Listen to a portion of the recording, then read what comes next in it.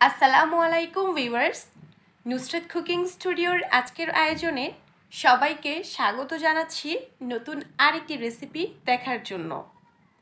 আমি সাধারণত যেভাবে বাসায় মাছের ডিম ভাজি কিংবা ভুনা করে থাকি, আজকের সেই রেসিপিটাই আপনাদের সাথে শেয়ার করছি। আশা করছি সবার কাছে আজকের রেসিপিটা ভালো লাগবে।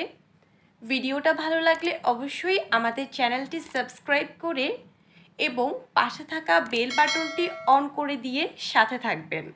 যাই হোক, কথা না বাড়িয়ে চলুন এবার মূল রেসিপিতে চলে যাই।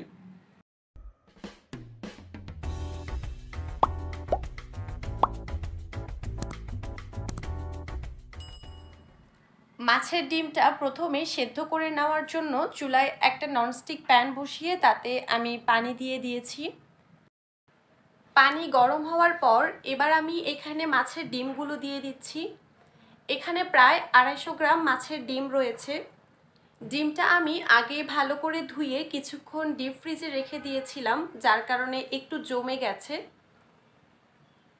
তো পানিতে দেওয়ার পর এবার নেড়েচেড়ে প্রথমে ডিমগুলো ভেঙে নিচ্ছি, আর তারপর মিনিট খানেক ডিমগুলো খুব ভালো করে সেদ্ধ করার পর এক পর্যায়ে যখন দেখতে পাবেন মাছের এই ডিমগুলো একটু ঝরঝরে হয়ে আসবে আর পানিটাও টেনে যাবে, সে পর্যায়ে বুঝতে পারবেন ডিম সেদ্ধ করা হয়ে গিয়েছে।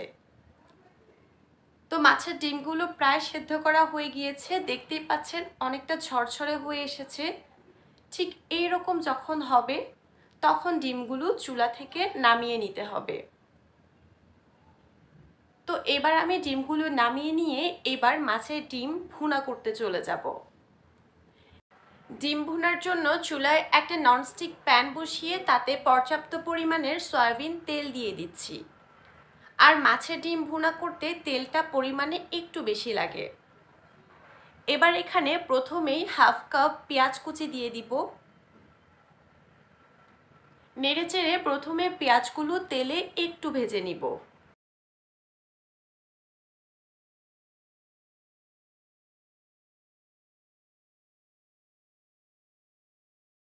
তো পেঁয়াজগুলো ভেজে নেওয়া হলে এবার এখানে কাঁচামরিচ দিয়ে দিলাম মাঝারি সাইজের 5-6টা, আর সেই সাথে স্বাদ মতো লবণ।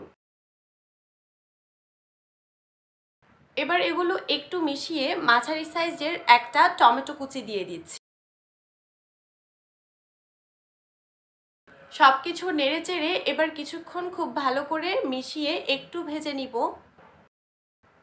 পেঁয়াজ, টমেটো আর কাঁচামরিচ ভাজা হয়ে গেলে এবার এখানে অ্যাড করে দিব 1 টেবিল চামচ আদা বাটা এবং একই সাথে 1 টেবিল চামচ রসুন বাটা।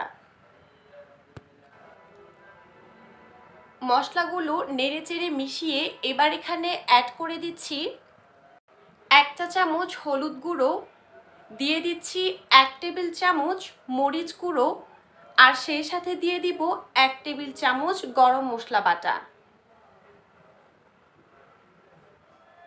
আর এখানে দিয়ে দিচ্ছি 1 টেবিল চামচ টমেটো সস।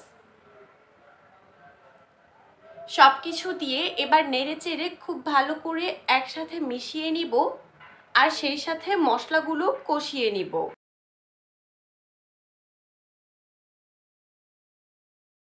মশলাগুলো একটু ভালো করে কষিয়ে নেওয়ার জন্য এবার এখানে কিছুটা পানি দিয়ে দিচ্ছি। মশলাগুলো খুব ভালো করে কষিয়ে নেওয়া হলেই কিন্তু তারপরে এখানে মাছের ডিমগুলো অ্যাড করব। তো আমি মিনিট খানেক মশলাগুলো কষিয়ে নিয়েছি। এবার এখানে সিদ্ধ করে নেওয়া সেই মাছের ডিমটা দিয়ে দিচ্ছি। মাছের ডিম দেওয়ার পর নেড়েচেড়ে সবকিছু একসাথে মিশিয়ে নিব, আর এ পর্যায়ে চুলার আঁচ মিডিয়াম টু হাইতে রাখবো। তো এইভাবে করে নেড়েচেড়ে মিনিট খানেক খুব ভালো করে এই মাছের ডিমগুলো ভুনা করে নিতে হবে। চাইলে মাছের ডিমগুলো একটু ঝোল রেখে ভুনা করতে পারেন, কিংবা চাইলে একদমই ঝরঝরে করেও ভুনা করে নিতে পারেন। তো আমি সবগুলো পানি টেনে আসা পর্যন্ত এই ডিমগুলো ভাজতে থাকবো। এক পর্যায়ে নাড়তে নাড়তে দেখতে পাবেন এরকম ঝোলটা টেনে যাবে আর মাছের ডিমগুলো একটু ঝরঝরে হয়ে আসবে। তো যে পর্যায়ে মাছের ডিমগুলো ঠিক এরকম কিছুটা ঝরঝরে হয়ে আসবে, সে পর্যায়ে ওপর থেকে কিছুটা ধনিয়া পাতা কুচি দিয়ে জাস্ট নেড়েচেড়ে ডিমগুলো নামিয়ে পরিবেশন করে নিব। তো ব্যাস আমার রান্না একেবারেই শেষ। এবার জাস্ট একটু নেড়েচেড়ে এগুলো মিক্সড করে নিচ্ছি, আর তারপর নামিয়ে গরম গরম মাছের ডিম পরিবেশন করব। সো ভিউয়ার্স, এটাই ছিল আমার আজকের রেসিপি। আশা করছি ভিডিওটা সবার ভালো লেগেছে, সবাই বাসায় ট্রাই করবেন, আর রেসিপিটা ভালো লাগলে কমেন্ট করে জানাবেন, এবং সেই সাথে আমাদের আজকের ভিডিওতে একটা লাইক দিয়ে এবং আমাদের চ্যানেলটি সাবস্ক্রাইব করে পাশে থাকা বেল বাটনটি অন করে দিয়ে সাথেই থাকবেন। আজকের মতো এখানেই বিদায় নিচ্ছি। সবাই ভালো থাকবেন, সুস্থ থাকবেন, অবশ্যই আমাদের সাথেই থাকবেন। Thank you for watching my video and আল্লাহ হাফেজ।